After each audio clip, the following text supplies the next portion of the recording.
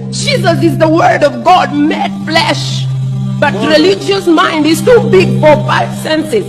Every messenger gets the word of God. Moses was the word of God. Jesus was the word of God. Abraham was the word of God. Prophet Muhammad is the word of God. Question. So what is the problem? Which of Every the messenger did what at Jesus its did? time is the word of God. What is so different about Jesus, peace be upon him? You The cannot difference. point out a single statement from your Bible where Jesus said, I am God, over he says, worship me. I have, And now I you're have an quoting. answer for that, sir.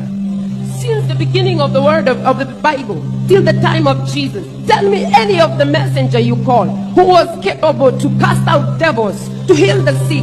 If a person takes out devils from a person, does he become God? Sister, there are many human beings, even in Qatar, you have, who can do ruqya and can take out devil from the human being. That Because does they- not make them God. Does They it make get- them God?